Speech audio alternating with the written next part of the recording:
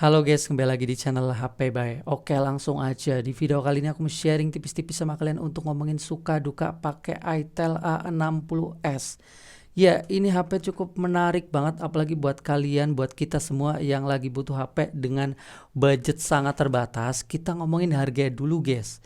Ya, harga HP ini tuh di kisaran 900 ribuan, guys, untuk varian RAM 4 GB internal 64. Kita bisa lihat detik ini dibikin video harga juga masih di 900 ribuan nih guys, 4/64. Kalau yang 128 internalnya itu 1 juta lebih. Tapi yang aku bahas di sini yang varian paling menariknya karena harganya di 900 ribuan aja, nggak sampai 1 juta. Kira-kira worth it nggak buat dibeli? Ya, aku bakal sharing pengalamanku pakai HP ini dari segi suka sama dukanya. Kita mulai. Oke guys, suka yang pertama dengan HP ini adalah dari segi desain dan bodinya. Meskipun ini HP yang bisa dibilang budget banget, 900 ribuan aja, tapi untuk feel dipandang sama dipegang tuh gak kalah sama HP yang harga 1 juta lebih gitu guys. Ya kalian bisa melihat untuk tampilannya ini udah ngikutin tren HP zaman sekarang dengan frame yang mengkotak, tombol-tombolnya juga aku pegang. Ini kliki, terus untuk backdoor sama modul kamera juga udah ngikutin tren HP zaman sekarang yang modul kameranya gede gitu guys, bulatan, lensanya juga luas, gede, jadi kekinian aja gitu bobanya.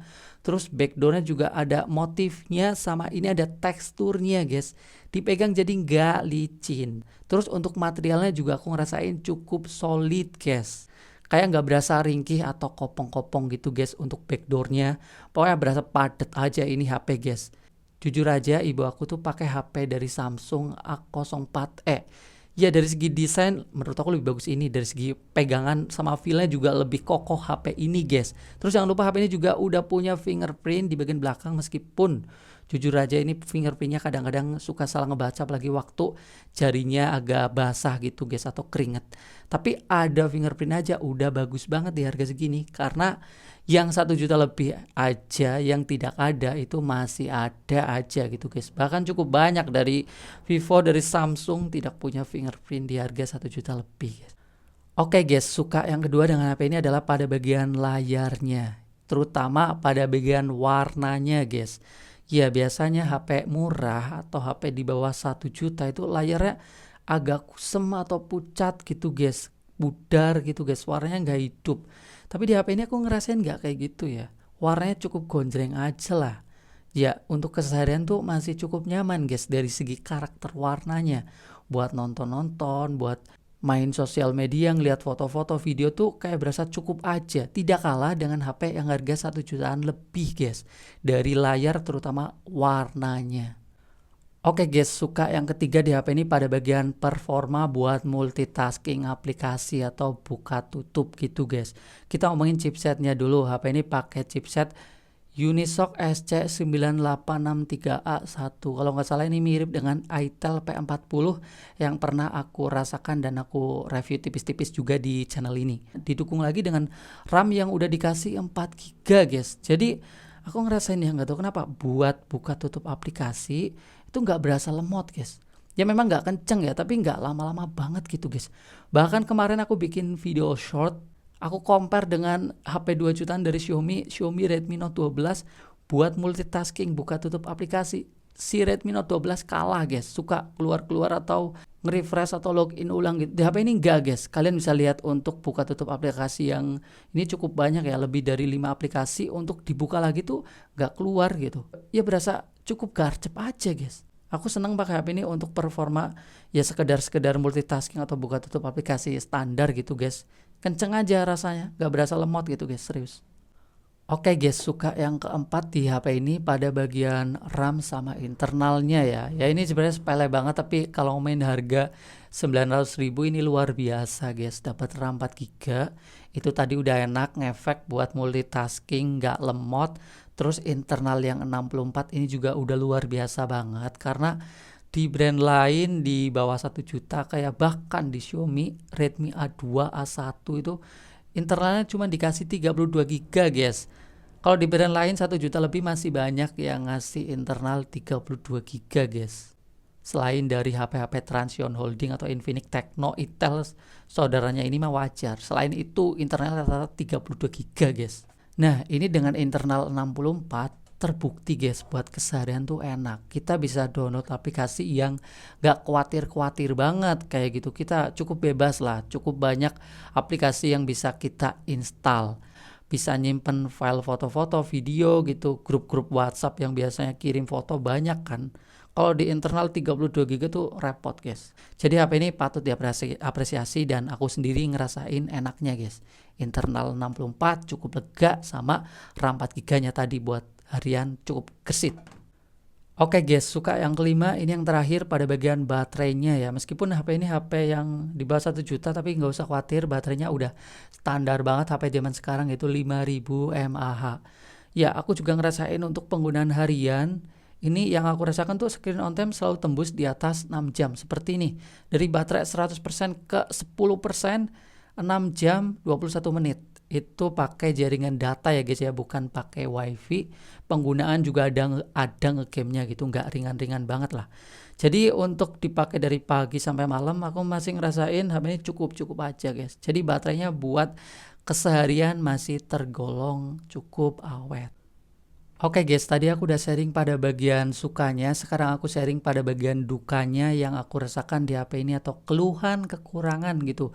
Ini bisa jadi bahan pertimbangan buat kalian sebelum beli HP ini. Oke, yang pertama dukanya pada bagian kameranya. Kita ngomongin resolusinya dulu, memang ini untuk standar HP Android cukup kecil ya guys ya. Kamera belakang 8 megapiksel, kamera depan 5 megapiksel.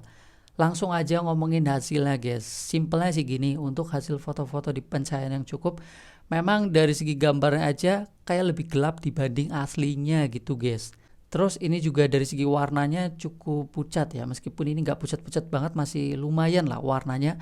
Tapi dari segi detail sama fokusnya itu memang berasa kurang tajam gitu guys foto-fotonya. Apalagi kalau kita fotonya agak ngasal-ngasalan gitu, suka goyang HP-nya, waduh, itu fokusnya berasa gagal guys. Jadi untuk foto-foto tuh harus mainin banget tab fokusnya biar gambarnya lebih detail aja.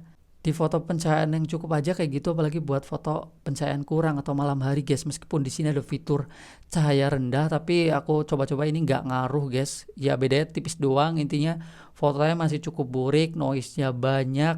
Jadi bener-bener kalau foto malam tuh langsung aja pakai LED flash guys, biar gambarnya terang aja gitu guys, sama ya lebih kelihatan fotonya. Kalau buat selfie-nya juga kayak gitu guys, ya hanya sekedar buat selfie-selfie aja, noise masih banyak, terus detailnya juga kurang tajam, apalagi di foto selfie yang kurang pencahayaan gitu, bener-bener ya hanya sekedar foto aja. Kalau buat foto-foto kayak gitu, apalagi buat perekaman video yang ya dari belakang sama depan, dia aku ngerasain bener-bener hanya untuk kebutuhan dokumentasi doang ya guys ya. Jadi kameranya ini bukan untuk bagus-bagusan guys. Ya kameranya lebih cenderung ke buat foto-foto pub, ngasih tahu kalian di mana, kita di mana, ataupun foto pub barang, ngasih tahu foto barang, ataupun ya sekedar buat dokumentasi. Itu doang sih guys yang aku rasakan kamera HP ini.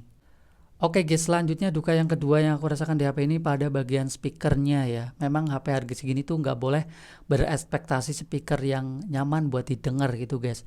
Ya speaker masih mono dan kualitasnya yang aku rasakan di sini memang sedikit di bawah rata-rata kualitas HP 1 jutaan ya guys ya. Ya ini memang 900.000 harganya. Ya jadi speakernya itu berasa cukup cempreng ya guys ya, apalagi untuk volume yang full gitu. Dan suaranya berasa tipis gitu guys, jadi suaranya kayak crispy banget gitu guys, kayak nggak ada bassnya sama sekali. Tapi untungnya ya volumenya ini cukup keras ya guys. Ya minimal ya speakernya cukup keras, ini lumayan ya guys ya, nggak kecil banget gitu, nggak sih guys.